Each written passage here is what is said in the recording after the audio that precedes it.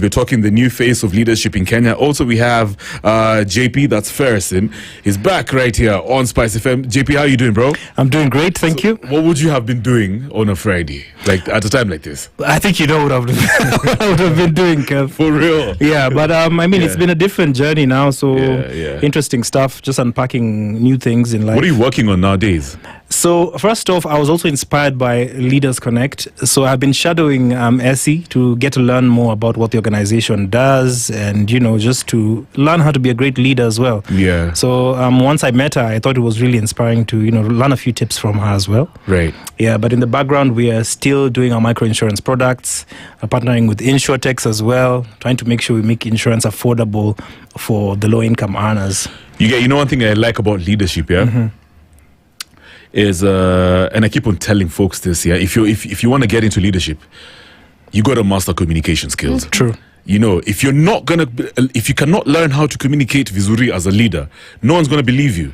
You won't even know how to actually communicate your agenda, and people will just lose interest in you. True. So before I talk to you, Essy, real quick, JP, so we've been talking about communication for the longest, since I knew you from Kisumu days. Yeah. So maybe you can expound on this whole thing for communication. Mm-hmm. So for folks who are actually getting into leadership, they see themselves as leaders in the near future, what are some of the golden rules of becoming a powerful communicator? Right. Well, I think the first thing is to master oneself and understand someone's weaknesses, your own weaknesses and your strengths. Many people like to dive into the deep end without really trying to understand what they really are, and just trying to uproot those things that you feel are not really going to add value to your leadership. Confidence, for example, for you to be able to speak to people, you need that inch of confidence. You see someone shaking on stage, someone cannot be able to breathe easy. So just being comfortable in your skin and understanding that you can make mistakes, and you can master your confidence, and just speak fluently and try as much as possible to connect with the people that you're actually trying to communicate with. And I feel like there's also a disconnect. Many people don't know how to read the room, especially when they're trying to lead. So when you walk into a place, it's always good to understand, is this place hostile? Are these people keen on listening? And like I was learning a few tips about, watching people who are on their mobile phones while you're talking. I was just learning that from Essy some minutes ago. And it's important to read the room, understand what kind of people you're talking to and how you're going to deliver the communication or whatever you want to say to them. I guess also being able to do your research and understand exactly what you're saying. Know your subject. Know your subject. Don't just dive in and, thinking that you're going to magically words will appear and you'll be able to convince people if you don't have facts. Some people might be there to fact check you and they'll be like, no, it wasn't 1989. That was 1992. So you just need to really do your research on exactly what you're talking about and, get to connect people in a deeper level. So from a Kenyan context, maybe you can mention a powerful communicator and you're just like, this is the ideal for Kenyans. This is somebody that Kenyans actually need to look up to. As a powerful communicator. In Kenya, I'd say there are quite a couple powerful communicators. Let me see. I think Larry Madowo is a good communicator. Probably because of his journalism skills. So he knows. Good. So he has deliverables. Like you could listen to him, whether you disagree with him or not. You'll be able to listen to what he's saying really understand. I thought the former Safaricom CEO, Bob Collymore, was also really good. I agree. I think he had some really heavy points. Even the current CEO, Patrick Ndegwa, he's got some really amazing gems and a lot of knowledge. So I guess those are some of the people who I can think of top of the line. As really good communicators. That's amazing. Essy, what about you? Powerful communicators in Kenya? Any that you've identified? PLO. Oh, yeah. Right. He has a way with words. I can listen to him all day. Mm-hmm. Yeah, for me, I'm going to say one who's a bit radical, a bit controversial. I think Miguna's a genius. I think so too. He will state his facts and mention dates. You cannot misquote him. Yeah. Another person is the late Right Honorable Raila Odinga. Yeah, that was a good communicator. Very charming on stage. He knew how he was very relatable to the crowds. Wherever he went, people just felt like he was one of them. Right. Yeah. So off air, we were just talking about crisis. Yes. And how you were telling me how it's during a crisis that you can actually tell the type of leaders we're dealing with. Maybe you can expound on that. Oh, great. So the truth about leading during a crisis is that your leadership will not develop during crisis. Your leadership will be revealed during a crisis. Powerful. What that means is what you've been building all these years, when the crisis strikes, that's when the true you, your true leadership style will be revealed. And people love to follow leaders that are confident, leaders that are bold. You talked about confidence. Leaders that know where they're going and where they're leading their people. And you'll be surprised by how much your followers look up to you as a leader. And when you seem panicky or afraid, guess what you instill in them? Fear. I'll use the example of a parent. A parent, no matter what's going on, it's very hard for a parent to show fear to their child. Because if a parent cries, what happens? The child cries as well. And the same applies to leadership. So during a crisis, and any nation, any organization will go through a crisis. During a crisis, people won't follow what you say, but they will follow what they sense in you and what they see you do. Your energy, yeah. Your energy, absolutely. And so the best thing to do as a leader is to stay calm. To stay stoic. Yeah, because when you do that, you stand a higher chance of thinking with clarity than when you're all panicked and you're being pulled from every direction. And all these people are looking up to you. So let me ask you something. That's amazing how you put it, right? Because all these people are looking up to you, but at the same time, say for example, there's a disaster going on, like the floodings that we experienced in Kenya last year, and everyone's all over the place. There's a sense of panic. Kenyans lost their loved ones, like even in the family, right? You're seeing the house is flooded, yeah, but dad is still staying calm. You might portray a sense of confidence, like you were saying, and calm. That's good. But what about if the feedback is not good? You're receiving negative feedback, and guys are saying we're losing patience in your leadership. We're not seeing anything good happening. In the near future, yeah, regardless of the fact that you're calm, yeah. So basically what I'm saying is people are losing hope in, for example, your ability to mitigate the crisis, regardless of the fact that you're calm. What do you do in a situation like that? How do you instill confidence, even if the feedback is really negative and there's a sense of hopelessness amongst your people, whether it's in church, in the family, or even in a nation like Kenya, during, for example, a crisis? Thank you. I'll go back to the previous point that I shared right before we took the break. And I would say a great leader, a leader that will carry a nation or an organization through a season of crisis, is one that will lead with honesty, one that will lead with this point keeps on coming and going. Honesty, consistency, that's the word I was looking for, and compassion.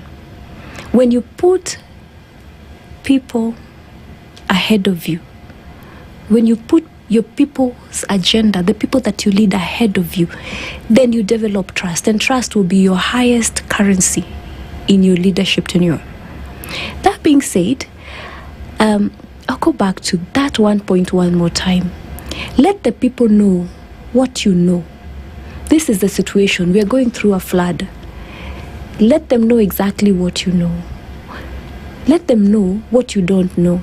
And let them know what you're working on to change the situation that they are going through. I love it. Because that way, when you're honest, it will be difficult for them to feel like you're withholding information from them. Yeah. And when you let them know what you're doing, then it's easy for them to actually see that you're making progress to change the situation that is at hand.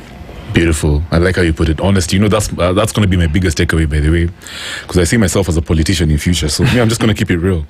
We don't have money. You have guys rioting on the streets. What did Gachagua used to say? Yeah. We inherited a dilapidated government. Yeah. No, he used to say something is empty. The coffers are empty. Kenyans could never take that. They couldn't stand those facts. Yeah. JP, have you got a question? Yeah, I just wanted to understand, like, for those young people who are out there who just want to be leaders in the future, and they're like, maybe I need to have this accreditation, I need to be able to do this, I need to have a master's, what would you advise them so they can know that, and you just to build them up as future leaders? So, first thing first, you've got to lead yourself exceptionally well to be able to lead others. And one simple rule, when you wake up in the morning, make your bed. That's your first victory, right there. Before you go to bed, know what you'll be doing the next day. Have it all lined up. And make sure that you capture what your time wasters are so that you can avoid them. It's true.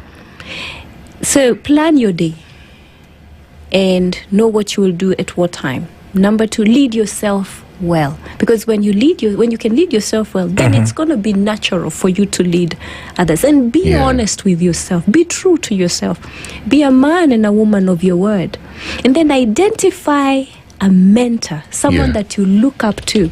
Follow them on Pinterest, follow them on YouTube, follow their podcast, listen to them, read their books. That is the closest that you'll get to them. And follow them closely. And the greatest gift you can give yourself is picking at least one thing every day that you're learning from your mentors that you can actually go out and apply in your life. Right, If you do that every day, and every day you're taking time to actually study their material, if you want to become an expert in that particular area, especially leadership, and you study their material and practice what you're studying, there is no way you can do that for 21 days and another 21 days and another 21 days and you remain the same. And bad company will just fall off the wagon. And you'll find that you're actually attracting the right people of a like mind, people that are heading the same direction as you are. It will be very difficult for you to have people in your circle that are heading to Kisumu, and you're heading to Nairobi. Yes. You will end up in the wrong destination, or they would have to jump into your wagon and you head to Mombasa to Nairobi together. That being said, surround yourself with people that place yourself in an environment that is conducive for your growth in the area of leadership. Look up to leaders that lead with integrity, leaders that actually lead themselves well, leaders that have built a reputation for themselves, and watch closely what it is that they do. When do they do it? Where do they do these things? What about folks who don't have access to these leaders? How can they get started, though? Because they're thinking, oh my God, this is so intimidating. I can't even imagine going to a country club and hang out with Essy. I can't even, I can't afford that. I can't afford going to Muthaiga right now. What's the strategy? There's some kid listening to you right now. They're thinking, I love it, but I don't know how to reach out to these leaders. I can't even get into their communities. Kevin, everybody has a smartphone these days. Okay, so if you put it like that, then it makes sense. It's true. What resources would you recommend for guys to, get, let's say, off their phones, like let's say on YouTube? There's specific people that you would encourage folks to listen to and, that they can learn from? So I'm biased. Follow Leaders Connect. Fair enough. Me have no beef. But jokes aside, definitely my mentor, Dr. John C. Maxwell, given that he's the #1 leadership guru in the world, check out his 1 minute with Maxwell. Just 1 minute. You take a listen or at his video, 1 minute long video, and it changes how you do life. Listen to it every day. Yeah. Sign up for it. Go check out what he's doing. See if you would even love to join his team. Follow him using by listening to his podcast, YouTube, quotes, anything that you can find. And it may not just be him. Probably you want to follow a spiritual leader or, a certain president that you admire. Yeah. Follow their page. Listen to their podcast or someone who actually podcast about them. But I'm sure everybody can actually get a few shillings and go buy a book on leadership. My dad, it every day. The first time we met, about was it a week ago too? A week ago. Must have been a week ago. I told you, right, when you came off the conversation on the Spice Drive, that my dad, he used to tell me, and he still does, he used to tell me, Kevin, you have to be a leader without a title. So he started telling me this when I used to play rugby at KCB. Yeah, because I used to get back home very stressed, and then he used to tell me, Kevin, just take initiative. You don't even have to be the captain of the team. Just captain yourself. Start there and then build on it. Correct. So it's similar to what you're saying. Even if most folks don't have access to certain spaces, because there's something about the physical engagement. That's true. There's something about being physically there around other leaders. It just has an energy. Yeah. True. You can start being a leader even amongst your peers. That's true. Just take up initiative. Be the one who speaks up. Be assertive. Offer guidance. You know what I mean? Be the one who's a bit resourceful, even if it's with the little money that you have. True. And then you build up on that. It's amazing because it can take you a long way. I wanna ask you about how you keep updated with some of the leadership trends globally right now, because things are changing, especially when it comes to engaging with certain generations like the Gen Z. They say research shows that the Gen Z are very hard to engage with, maybe even in workspaces. So how do you, with your organization, what are some of the things that you're doing to stay updated with leadership trends so that you can also be relatable, respectful, respectable to your people and some of your followers, if I can put it like that? Awesome. So one of the things that I do is I stay connected to the Maxwell leadership team. And we have a slogan that we use, stay close to the fire. The moment you pull out one piece of wood, assuming you're that person, you're that piece of wood, and you pull yourself from the fire, your light goes out. So staying close to the fire keeps me engaged on what's happening out there. Because that's where the rest of the leaders are. That's where we're being mentored and shaped to become better leaders every day. That being said, as a mother of teenagers that are almost transitioning, they're also part of the team, part of the Leaders Connect team. So, they are? Yes, they are. Actually, that's amazing. They are international coaches and speakers as well who've spoken in different parts of, so this is like countries. A dynasty. I love it. Yeah. Yeah, and they started, I got them engaged into studying podcasting at the age of 13 and 12. And they've done it until now when they are in their almost 20 years now, 20 years old. And sometimes as I sat and I listened to them talking, I would be like, oh, if I never took the time to sit and listen to them, I would never have known some of the lessons that they're teaching me now and teaching the rest of the world. What that means is we need to possess a teachable spirit, whereby we allow ourselves to learn even from toddlers. There's always something to learn, even from nature, even from animals. When we adopt that mentality that I want to learn, I want to grow, I'm not an expert in anything, and you surround yourself, you place yourself in an environment where you're always learning, you're always growing, you always select key leaders that are experts in leadership. Not only, for me, it includes youth leadership. Listen to how they're doing, what's going on in the world, how are they addressing the current issues and situations in the world, and grow with them. So that has really, really helped me to sit in youth meetings when they are learning and just sit and learn. In fact, there is a program that we were doing recently. It's called the I Choose Youth Program. It's still by Maxwell Leadership. Yeah. And I sat through the 12-week class, and it was all youth. And I say to myself, how is this youth content? We're talking about forgiveness. We're talking about making the right choices. We're talking about priorities. These are the situations that are affecting adults today. I agree. And so, what am I saying? Let's adopt that teachable mentality where we are placing ourselves in environments where everybody is ahead of us.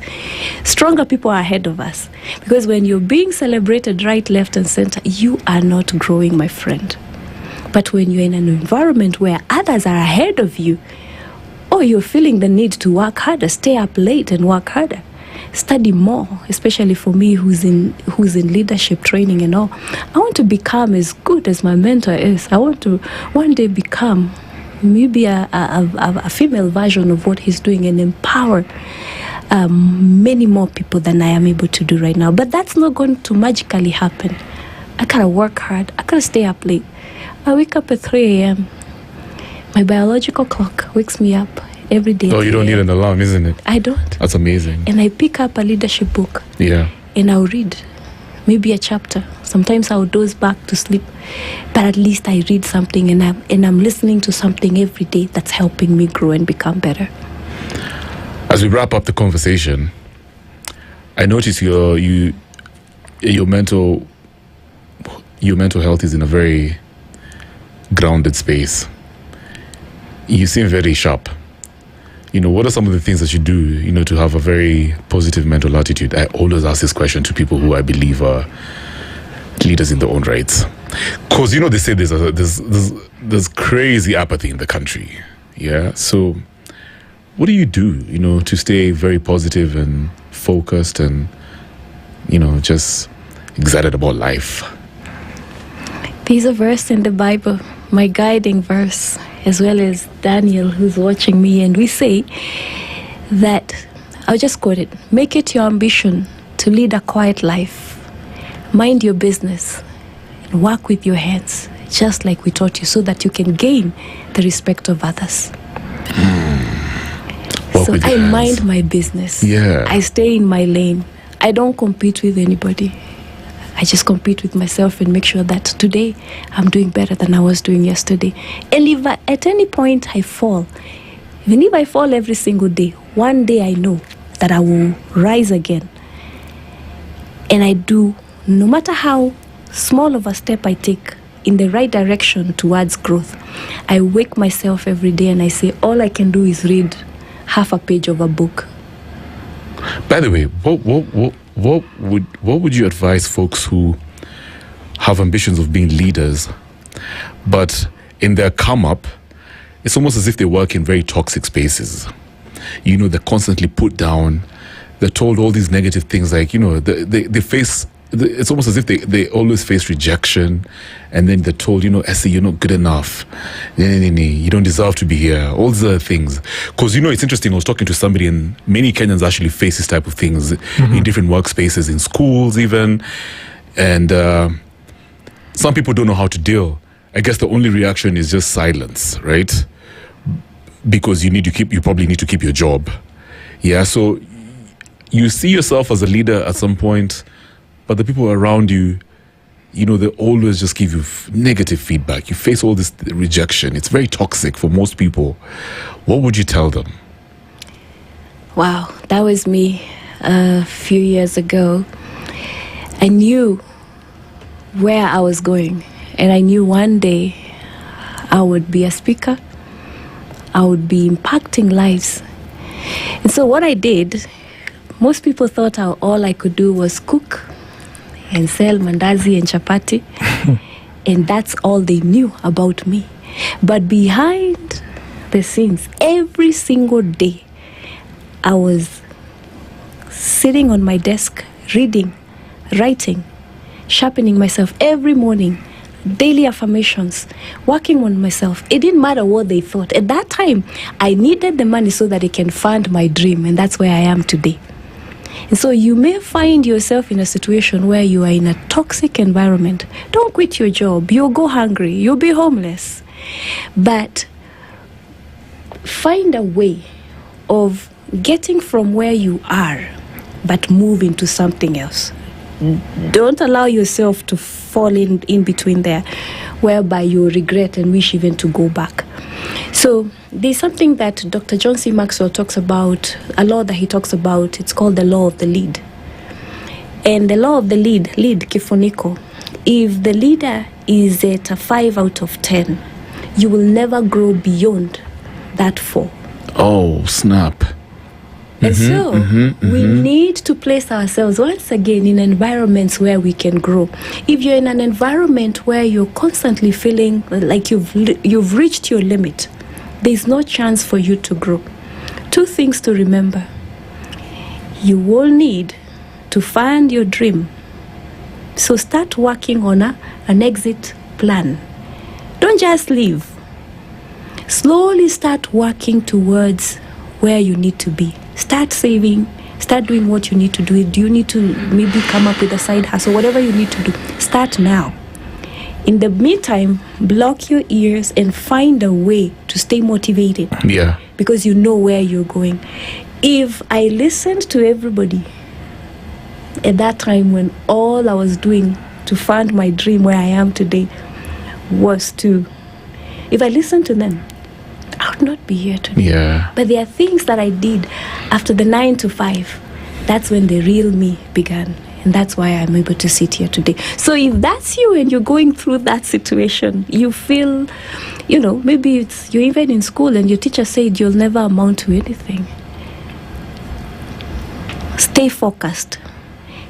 Keep your eyes focused on the goal because you know where you need to be 4 years from now, 5, 10 years from now. Stay focused. Distract the noises. Yeah. But whatever you do, don't quit and don't give in. And keep working on yourself. Believe in yourself because I believe in you. And remember, greater days are ahead. Oh, that's how we're going to wrap up the conversation. Mm-hmm. Beautiful. And I know you've learned a thing or two. You out there, you at the back over there, seated there. Yeah, listening to us right now. Thank you so much for coming through, Essy Daniels. For folks who want to, host you on their own platforms or maybe partner with you or in one way or the other, probably work with you, join your organization, how can they reach out to you? You can reach us through www.leadersconnectltd.com. You can also find us on our social media platforms. You can reach me personally as Essy Daniel on all social media platforms, or you can also find us as Leaders Connect on all social media platforms, or you can actually call us. Our phone number is 0733 leader. What does that mean? What happened to the digits? If you look at your phone, you'll see where the leader. If you spell the word leader, you'll see the numbers that come with that. That's an easy way for you to remember. That is so creative. Who does that? That is so creative. Yeah. I love it. Thank you so much for coming through. JP, it's been real, man. Absolutely. What's your final word when it comes to leadership, bro? Also trust in God. Yeah. God gives you direction in leadership. Simple as that, isn't it? Yeah. It's amazing how the Bible has so many lessons when it comes to leadership. Absolutely. We always take that for granted. I like to read the Bible as well. So I like it that you mentioned the, God. Yeah. Yeah, that's good stuff. Yes. So, Essy, once again, thank you so much for coming through. It's been real. Sawa, we're going to keep it moving. Right now, it's 19 minutes after 9 on a Freaky Friday. Let's get this party started. Treat Her Like a Lady by The Temptations. Alafu tukirudi, The Grey Zone. Twende kazi. SpiceFM Nyeri.